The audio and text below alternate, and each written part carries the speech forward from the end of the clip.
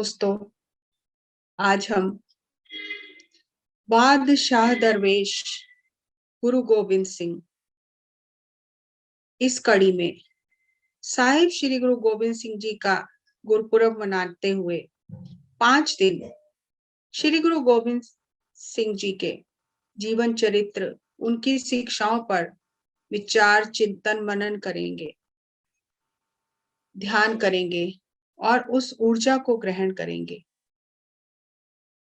श्री गुरु गोविंद सिंह जी का चरित्र अपने आप में अद्वितीय है। अगर हम उनके जीवन चरित्र को देखें, पढ़ें, उस पर विचार करें,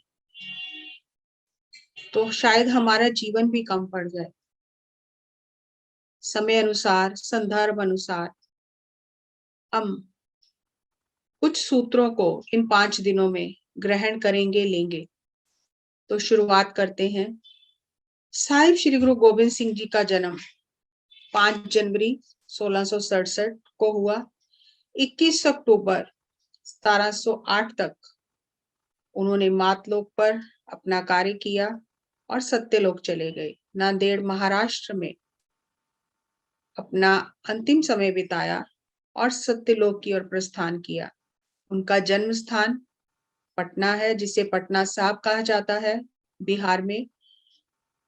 श्री गुरु गोविंद सिंह जी के पिता 9वें गुरु तेग बहादुर जी हैं।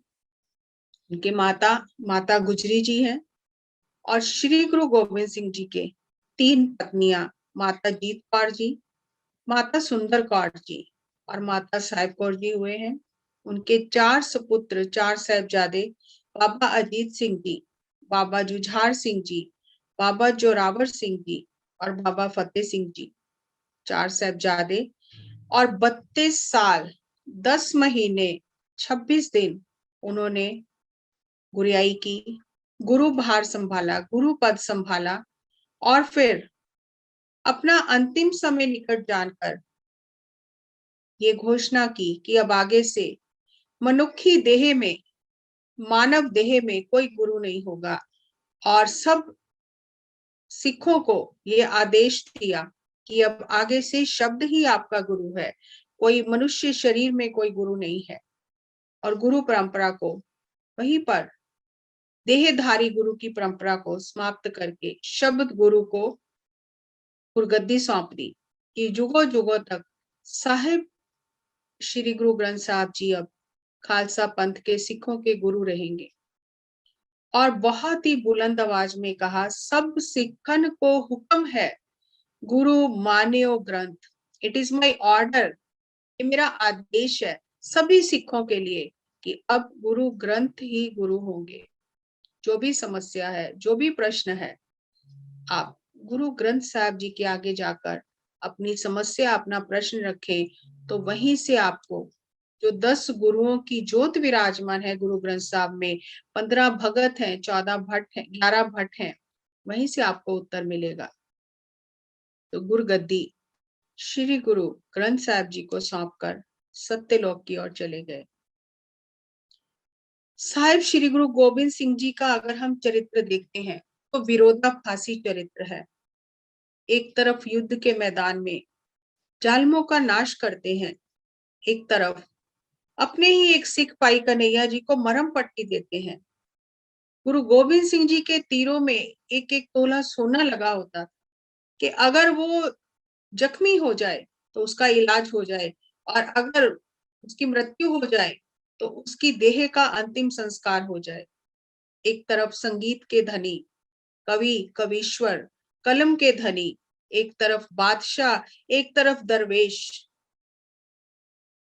कहाँ तखत पर विराजमान होते हैं। और एक समय आया जब जमीन के ऊपर, कांटों की सेज पर, कोई ऊपर कपड़ा नहीं, कोई नीचे कपड़ा नहीं, जिन्होंने मखमल के गद्दों के ऊपर अपने विश्राम किया हो, तो आज धरती पर विश्राम किया। ऐसा अद्भुत चरित्र साहिब श्री गुरु गोविंद सिंह जी का है। जितना भी वर्णन करें, जितना भी बयान करें, उतना कम है। साहिब श्री गुरु गोविंद सिंह जी ने अपनी आत्मकथा में स्वयं अपने मातलोक पर आने का कारण, किस तरह वो मातलोक पर आए, किस कार्य के लिए मातलोक पर आए, कार्य के लिए, वो सारा वृतांत स्वयं अपनी कलम से कलमबद्ध किया है, जिसे उनकी रचना विचित्र नाटक में लिखा गया है, उन्हीं के हस्त कमलों द्वारा।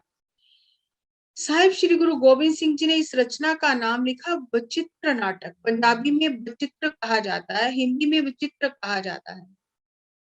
जैसा हम जानते हैं कि ये सभी दार्शनिक जो हुए हैं, गुरु हुए हैं, पीर पैगंबर हुए, उन्होंने कहा ये धरती एक रंगमंच है। उसी बात को साहिब श्री गुरु गोबिंद सिंह जी बता रहे हैं कि यहाँ नाटक में हम भाग ले रहे हैं, लेकिन ये बहुत ही अद्भुत विचित्र नाटक है, खाली नाटक नहीं है, ये बहुत ही विचित्र नाटक है। और उन्होंने अपने पूर्व जन्म की कथा से अपने इस ग्रंथ की शुरुआत की, इस रचना की शुरुआत की, कि हेमकुंड पर्वत, जिसे आज हम गुरुद्वारा हेमकुंड साहब कहते हैं, हेमकुंड के नाम से जानते हैं, तप स्थान साहिब श्री गुरु गोबिंद सिंह जी का, वहां पर एक ऋषि के रूप में तपस्या कर रहे थे। तपस्या करते करते एक समय ऐसा आया जब उस परम ज्योति में, परम सत्ता में लीन ही हो गए। ऐसे लीन हुए कि अभेद हो गए, कोई भेद नहीं रहा। जिस समाधि अवस्था की हम बात सुनते हैं कि ऐसी समाधि अवस्था जिसमें उस परम सोर्स के साथ, स्रोत के साथ मिलन हो जाता है, अनंत में विश्राम हो जाता है, फिर कुछ पाना कुछ चाहना बाकी नहीं रहता, ऐसी अवस्था प्राप्त हुई। अत्यंत आनंद की अवस्था में उन्हें एक आवाज सुनाई दी कि आप मातलोक पर जाओ और गुरु नानक के जो पंथ चलाया है, जिस पर अब 9वें गुरु गुरु तेग बहादुर जी गद्दी पर विराजमान है, उनके घर में पुत्र के रूप में जाओ और दुष्टों का नाश करो और संतों की रक्षा करो, क्योंकि इस समय मातलोक को आपकी शक्ति की जरूरत है। बहुत अत्याचार बढ़ गए हैं, और जो 9 गुरुओं ने, जो श्री गुरु नानक देव जी ने जो सत्य की नींव रखी, जो कार्य आरंभ किया, और 9 गुरुओं ने उस जो धरती पर एक आदर्श मानव के बनाने के बीज डाले हैं, अब उसे पूर्ण करने के लिए आप धरती पर जाओ। तो कहाँ तो एक आनंद और विश्राम की अवस्था, और कहाँ ये आज्ञा, ये आदेश कि मातलोक पर जाओ। हेमकुंड पर वापस भी नहीं जाना, मातलोक पर जाओ। और मातलोक पर आने के लिए, इस धरती पर आने के लिए बड़े बड़े ऋषि महात्मा भी सोचते हैं, क्योंकि यहाँ पर परीक्षा बहुत कठिन होती है। तो साहिब श्री गुरु गोबिंद सिंह जी ने अपनी इस रचना में कहा कि तब उन्होंने उस परम सत्ता से कहा कि मेरा तो चित्त ही नहीं कर रहा यहाँ से जाने के लिए, क्योंकि मेरा मन तो आपके चरणों में लगा हुआ है। चित्त न भयो हमरो आवन के, चुभी रही सुरत प्रभ चरणन में। उस प्रभु परमात्मा के चरणों में मेरी सुरती बिल्कुल लिवलीन हुई हुई थी, वहां से मेरा आने का चित्त नहीं कर रहा था। लेकिन उस परम सत्ता ने मुझे आदेश दिया, समझाया और कहा, मैं अपना सुत तोहे निवाजा, अंत प्रचुर करबे को साजा, जहां तहां तुम धर्म चलावो, दुष्ट दोखियन पकड़ पछारो। जाकर मातलोक पर धर्म की स्थापना करो और जालमों का, दुष्टों का नाश करो। ये आदेश लेकर समाधि स्थिति से जब बाहर आए, उस समय वो ऋषि की अवस्था में थे, और हेमकुंड पर्वत पर जब वापिस आए और विचार करते रहे कि कहाँ तो ये मिलन हुआ है और कहाँ ये आदेश भी मिल गया है कि मातलोक पर जाना है। तो जैसे ही अपनी दिव्य दृष्टि से देखा, मातलोक का नजारा देखा, तो औरंगजेब राज कर रहा है, जुल्म कर रहा है, अपने भाइयों को मरवा दिया है, किसी का कोई लिहाज नहीं है, हर धर्म के अपने शिया मुसलमान जो हैं उन्हें भी मरवा देता है, और एक ही हुक्म चलाना चाहता है। इतना अत्याचार हो रहा है, प्रजा दुखी हो रही है, रो रही है, और ऐसी स्थिति में मातलोक पर जाना है, धर्म की स्थापना करनी है। तो विचार कर रहे थे। और वहां गुफाओं में और भी बहुत सारे तपस्वी सन्यासी जो इनके साथ तपस्या कर रहे थे। शाम का समय हुआ, सभी एकत्रित हुए हेमकुंड पर्वत पर। और एक और जो जोगनाथ ऋषि थे, उन्होंने कहा कि आप शिरोमणि ऋषि हो, तपस्वी हो। मैंने आज अपने साधना में देखा है कि आप फिर माया के जाल में उलझ रहे हो। आप मातलोक पर राजा बन के जा रहे हो। आपने परम अवस्था को प्राप्त कर लिया है, फिर आप इस माया के जाल में क्यों पड़ रहे हो? ये माया तो यहाँ पर्वतों पर भी हमें नहीं छोड़ती है। और आपके मन में ये भाव आया है कि मातलोक पर जाना है, तो आप इस पर विचार करो। तो उस समय वो जो शिरोमणि ऋषि थे, जिन्हें ये आदेश मिला था कि मातलोक पर जाना है, उन्होंने वो सारी वार्ता उन ऋषियों को बताई। लेकिन सभी का एक ही विचार था कि मातलोक पर आप ना जाएं, क्योंकि मातलोक पर जाकर हर कोई उस माया के जाल में फंस जाता है। उसके बाद सब अपने अपने स्थान पर चले गए और सोचा कि फिर इस पर दोबारा विचार करेंगे। लेकिन अगले दिन जब सभी एकत्रित हुए, तो सभी ने अपने अपना विचार रखा। और जो भी वहां पर ऋषि सन्यासी तपस्या कर रहे थे, उस महान तपस्वी के साथ में इतने समय से साथ था तपस्या का, सभी ने अपना अपना अनुभव शेयर किया। एक ने कहा, मुझे भगवान बुद्ध ने कहा है आकर कि आप इन्हें मत रोकिए, इन्हें जाने दो मातलोक में।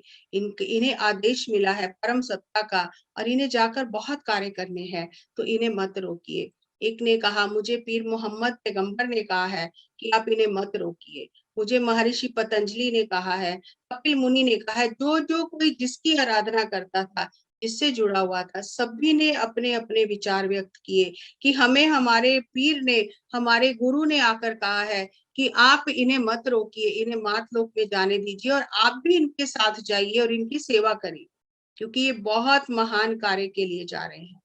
तो वहां जब सभी ने ये बात की, और फिर वहां से जैसे आज हम पढ़ते हैं कि सोल जर्नी होती है, सोल चूज करती है, स्वयं आती है, वहां पर ये पूरा एक प्लान बना कि कुछ लोग, कुछ जो आत्माएं थी सेवा करने के लिए पहले ही धरती पर जा चुकी थी, कुछ साथ में जाने के लिए तैयार हो गई, कुछ बाद में आने के लिए तैयार हो गई कि हम आपके उद्देश्य में, आपके कार्य में आपका साथ देंगे। तो इस तरह से ये पूरी योजनाबद्ध तरीके से मातलोक पर दशमेश पिता का आगमन हुआ।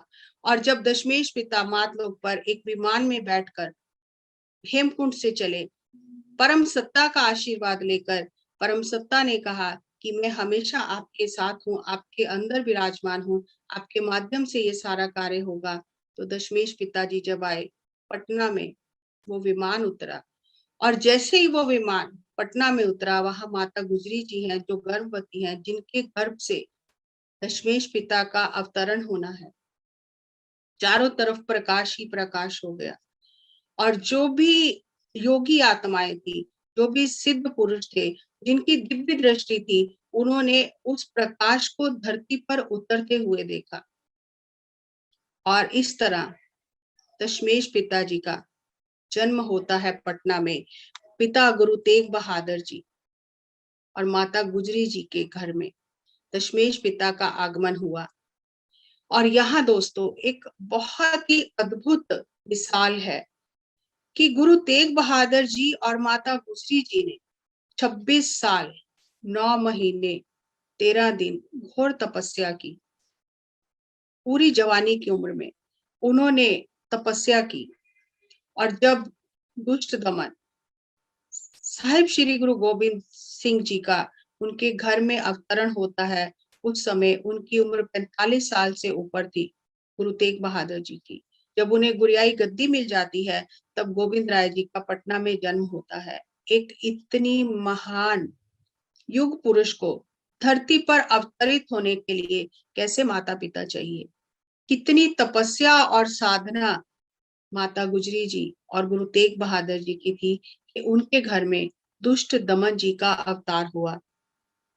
उस समय एक मुस्लिम फकीर जो करनाल के पास एक जगह है, वहां पर जब वो अपना नमाज पढ़ रहे थे, और उन्होंने एक आकाश मार्ग से प्रकाश पुंज को आते हुए पटना में उतरते हुए देखा, तो वो उन्होंने जो सिजदा करना था, जब उन्होंने पूर्व की ओर सिजदा किया, तो उनके जो मुरीद थे उन्होंने पूछा कि आज आपने सिजदा उल्टी दिशा में क्यों किया है? तो उन्होंने बताया कि एक प्रकाश पुंज, एक युग पुरुष, एक प्रकाश पुंज उतरा है धरती पर और पटना में जाकर वो स्थित हुआ है, तो हम उनके दर्शन के लिए जाएंगे। तो पीर भीखन शाह जी उस अंतर प्रज्ञा को पालन करते हुए उस अंतर प्रज्ञा से चलते चलते पटना पहुंचे। लेकिन उनके मन में एक शंका था कि पता नहीं ये मुसलमानों के तरफदारी करेंगे या हिंदुओं की तरफदारी करेंगे। तो उन्होंने दूध का एक मटका लिया और एक मटका पानी का लिया और मन में सोचा कि अगर दूध के मटके पर हाथ रखेंगे तो ये मुसलमानों के पीर होंगे, अगर पानी के मटके पर हाथ रखेंगे तो हिंदुओं के पीर होंगे। और जब वहां पहुंचे, माता नानकी जी जो गुरु तेग बहादुर जी की माता है और माता गुजरी जी जो उनकी पत्नी है और मामा कृपाल दास जी, उनने जाकर आग्रह किया कि मुझे गोविंद राय के दर्शन कराओ। और जब वो गोविंद राय जी के दर्शन करने गए, दर्शन करने के समय दोनों मटकियां आगे रख दी, तो बाल गोविंद राय जी ने अपने पांव से दोनों मटकियां एक साथ उल्टा दी, दूध और पानी दोनों मिल गए। तो भीखन शाह जो थे उन्हें ये पता चल गया कि ये दोनों के साझे गुरु हैं। इस तरह भीखन शाह ने ये आवाज बुलंद की कि ये महान युग पुरुष इस धरती पर आए हैं, ऐसा युग पुरुष पहले नहीं आया है। और जब माता गुजरी जी और माता नानकी जी ने एक ज्योतिषी को बुलाकर गुरु गोविंद सिंह जी का जन्म पत्री बनवाई, तो ज्योतिषी ने भी ऐसी ही सब बातें की कि ऐसा युग पुरुष पहले नहीं आया है, ये ऐसे अद्भुत कार्य करने धरती पर आए हैं, ये धर्म की स्थापना करने के लिए आए हैं, जुल्मों का नाश करेंगे। सुनकर सभी को बहुत प्रसन्नता हुई। और उस समय गुरु तेग बहादुर जी जब साहिबजादे का जन्म हुआ पटना में, असम में गए हुए थे। और उस समय आसाम में जब गुरु तेग बहादुर जी सारी रात समाधि में स्थित थे और सुबह जब दीवान में बैठे थे तो मुस्कुरा रहे थे, तो सिख संगत ने पूछा, गुरु जी आप मुस्कुरा रहे हो, सारी रात से आप समाधि स्थिति में हो? तो साहिब श्री गुरु तेग बहादुर जी ने कहा, एक महान युग पुरुष धरती पर अवतरित हुआ है जिसने 10वें नानक बनकर नानक का पंथ चलाना है। तो वहां पर भी बहुत खुशियां मनाई गई और वहां से गुरु तेग बहादुर जी ने पटना की संगत के नाम संदेश भेजा, बधाई भेजी साहबजादे के जन्म की। और जैसे जैसे साहबजादे बड़े होने लगे तो बाल लीलाएं करने लगे, संगत बहुत प्यार करती थी। और उनके घर में एक पानी का, मीठे पानी का कुआं था। पहले जमाने में हर घर में कुआं नहीं होता था, पानी की ऐसी व्यवस्था नहीं होती थी, किसी किसी घर में कुआं होता था। तो वहां से जो स्त्रियां थी वो पानी भरने आती थी, तो बाल गोविंद राय जी उनके मटके तोड़ देते थे। और जब माता गुजरी जी को वो आकर शिकायत करती थी, तो माता गुजरी जी क्योंकि वो जानती थी, उन्हें पता था कि ये महान युग पुरुष एक महान कार्य के लिए आए हैं, तो वो बाल गोविंद राय जी को कुछ नहीं कहती थी और उन्होंने उन्हें पीतल की गागरें लाकर दी। और जब पीतल की गागर लाकर दी तो गोविंद राय जी ने लोहे के तीर बना लिए और तीर मारकर गागर तोड़ देते थे। और जब माता गुजरी जी ने एक दिन पूछा कि आप इनकी गागर तोड़ देते हो, इन्हें कितना कष्ट होता है? तो गुरु गोविंद राय जी ने कहा, मैंने कोई हंसी मजाक नहीं किया है, इसकी गागर में जहरीला सांप है, अगर ये पानी घर वाले पी लेते तो सभी मर जाते। और जब देखा तो वहां पर सही मायने में उस गागर के अंदर जहरीला सांप मरा था, जिसे गुरु गोविंद राय जी का तीर लगा था। तो माता गुजरी जी के मुंह से स्वाभाविक ही निकल गया कि रोज रोज यही होता है, तो इस कुएं का पानी खारा हो जाएगा, मीठा नहीं रहेगा। तो सारी सिख संगत ने कहा, माता जी आप ऐसा ना करें, पानी मीठा ही रहे। तो उस समय माता गुजरी जी ने कहा कि जो वाक्य मुंह से निकल गया है उससे पलटा नहीं जा सकता, लेकिन जैसे जैसे यहाँ सत्संग होगा, सिख संगत आएगी, तो धीरे धीरे ये पानी मीठा हो जाएगा। ऐसे ही गोविंद राय जी खेलते गंगा के किनारे, कभी तैरने चले जाते, कभी खेलने चले जाते साथियों के साथ, और सोने के कंगन उनके हाथ में थे और उनका कंगन पानी में गिर गया। और जब माता जी को पता चला, मामा जी को पता चला, तो उन्होंने पूछा आप बताएं कंगन कहाँ गिरा है। तो गोविंद राय जी ने दूसरा भी कंगन उतार कर वहां फेंक दिया कि यहाँ पर गिरा है कंगन।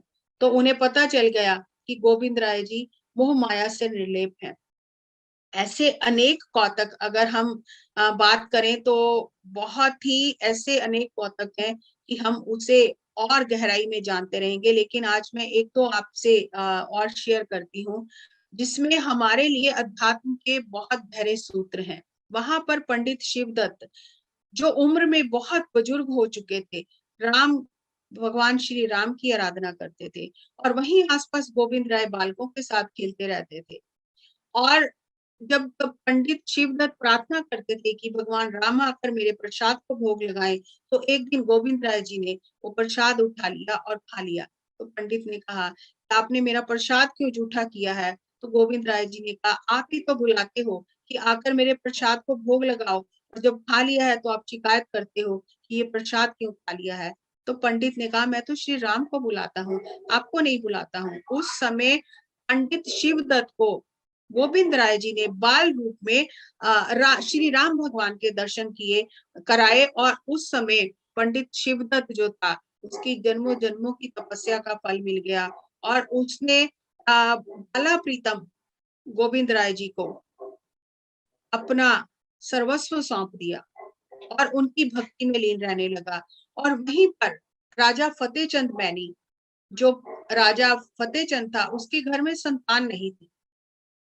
और जब उसने पंडित शिवदत्त से गोविंद राय जी की इतनी उस्तत सुनी, इतना उनके रूप का चित्रण सुना, इतनी उनकी दयालुता की जो कथाएं सुनी, तो उन्होंने कहा कि आप हमारे घर में संतान नहीं है, आप हमें बताएं कि हमारे घर में भी संतान हो। तो उस समय पंडित शिवदत्त ने कहा आप भी गोविंद राय जी को मन में याद करो, वो सबकी इच्छाएं पूरी करते हैं, आपकी इच्छा भी पूरी करेंगे।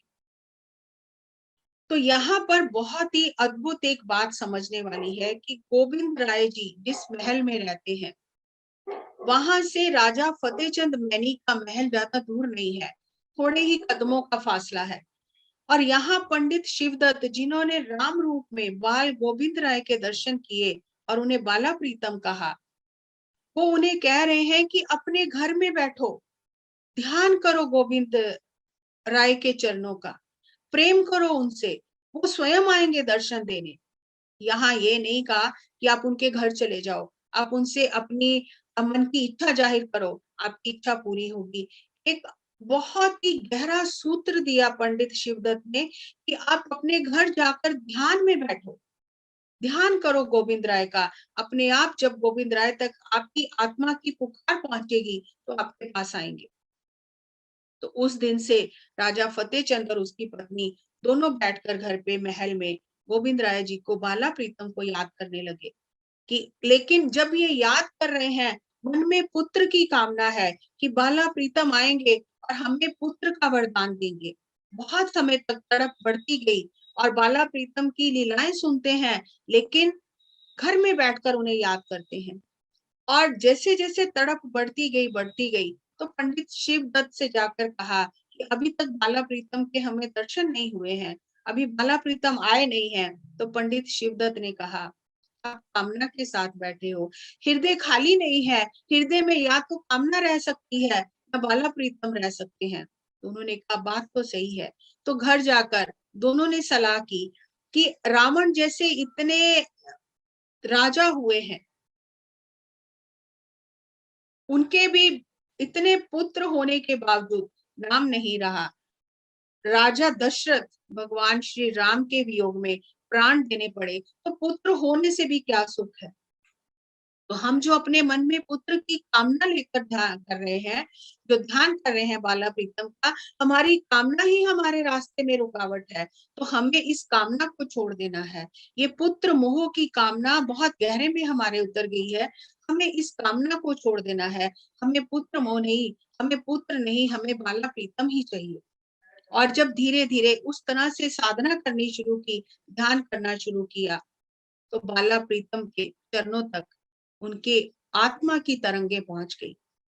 एक दिन जब राजा और रानी दोनों समाधि स्थिति में बैठे थे, किसी ऐसी अवस्था में जहां कोई भेद ही नहीं रहा, कोई कल्पना नहीं, कोई कामना नहीं, कोई इच्छा नहीं है, बाला प्रीतम को याद कर रहे हैं, तो बाला प्रीतम जी आकर रानी की गोदी में बैठ गए और कहा, माँ। और जैसे ही माँ शब्द सुना, रानी का रोम रोम शीतल हो गया। ये मुझे माँ किसने कहा है? 3 बार जब बाला प्रीतम जी ने कहा, माँ आंखें खोलो, तो रानी को सुध आई। आंखें खोलकर देखा, बाला प्रीतम गोदी में बैठे हैं। कहा, मुझे भूख लगी है, मुझे कुछ चने और पूरी खिलाओ।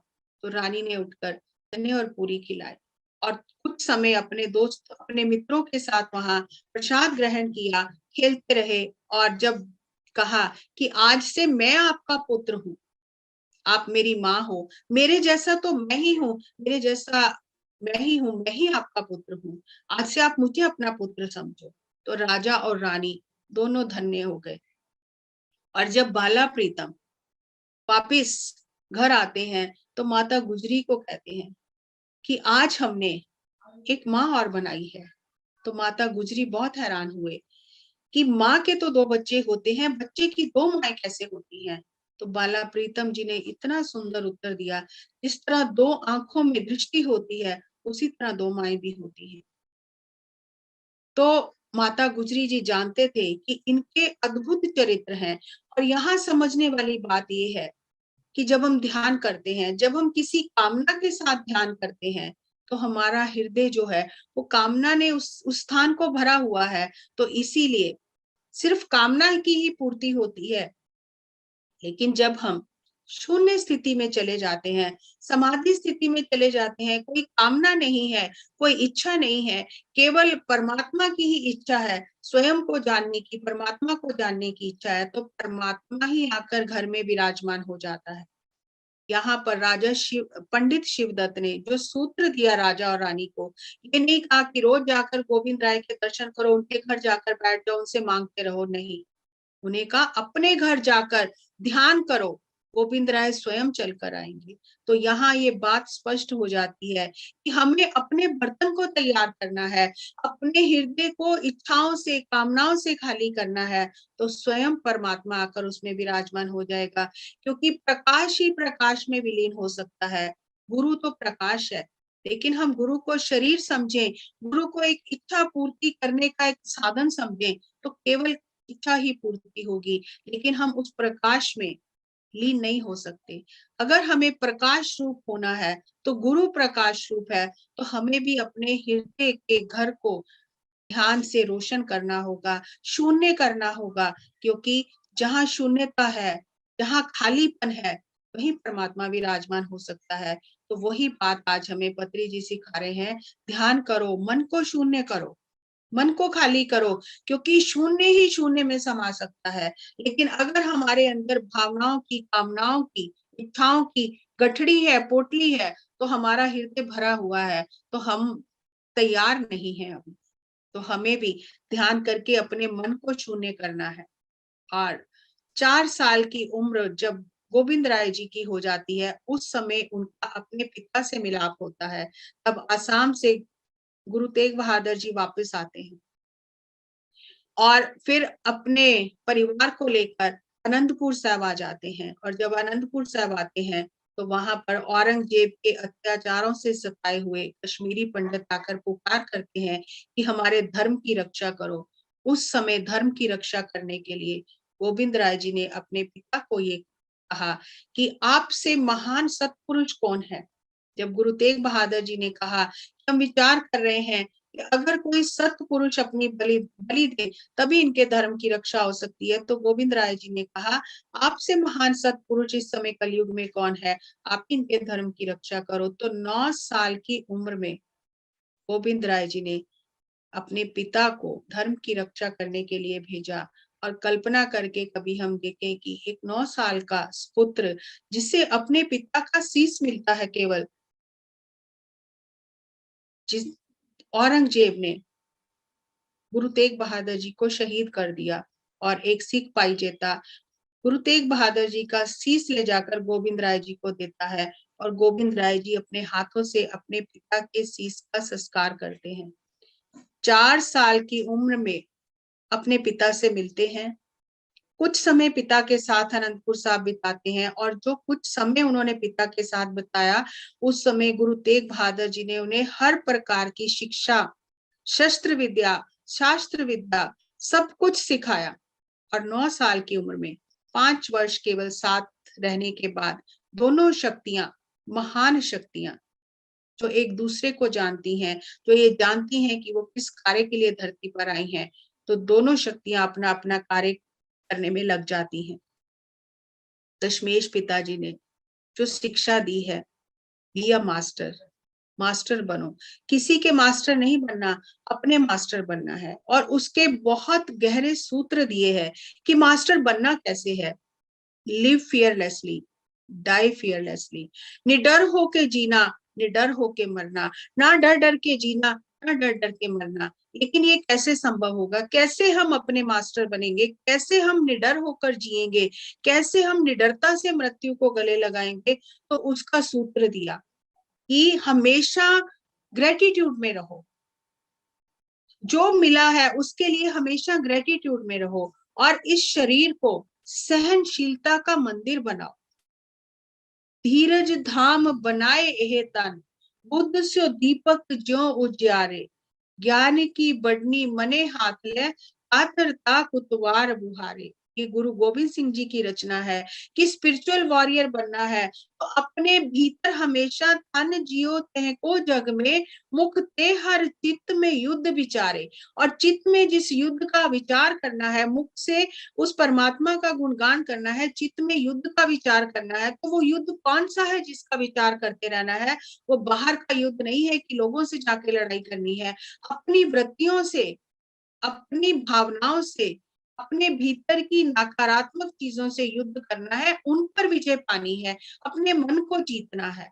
और जब मन को जीत लिया तो सब कुछ जीत लिया। तो अपने मास्टर बनने के लिए अपने मन को जीतना है, अपनी वृत्तियों पर विजय पानी है, और उसके लिए सहनशीलता अति आवश्यक है, परमात्मा का गुणगान गाना अति आवश्यक है। और दूसरा जो सूत्र दिया कि बुद्धि को एक दीपक की भांति जगाए रखो।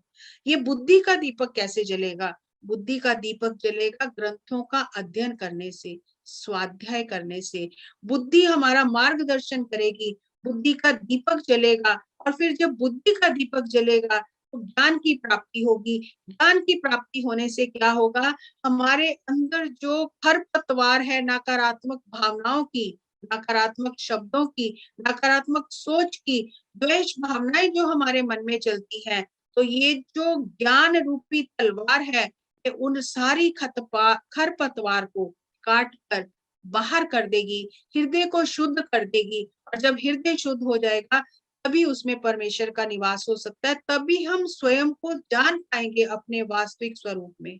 तो ये जो सूत्र दिए एक स्पिरिचुअल, एक आध्यात्मिक योद्धा बनने के गुरु गोविंद सिंह जी ने, अगर इसको बहुत ही आज के समय में खुले शब्दों में जाना जाए तो आज पत्री सर कहते हैं बी अ स्पिरिचुअल साइंटिस्ट, एक आध्यात्मिक वैज्ञानिक बनो। और उसके जो पत्री जी ने हमें 3 सूत्र दिए, ध्यान करो, स्वाध्याय करो, सज्जन सांगत्य करो। और वही बात यहाँ गुरु गोविंद सिंह जी ने अपनी वाणी के माध्यम से कही, तन जियो तह को जग में, मुक्ते हर चित्त में युद्ध विचारे।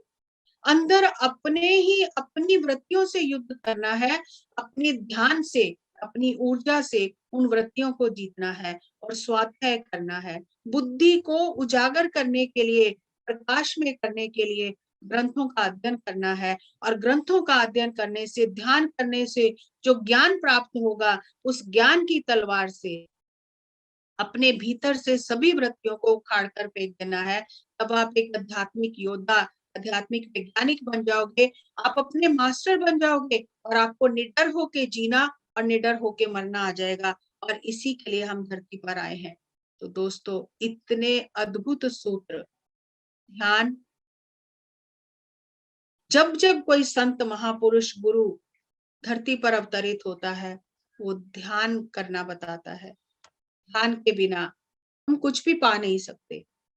हमें अपने हृदय को शुद्ध करना है, मन को शुद्ध करना है, अपने मास्टर बनना है। तो उसके लिए एकमात्र मार्ग है ध्यान। आने वाले सत्रों में हम और इसके बारे में गहराई से जानेंगे।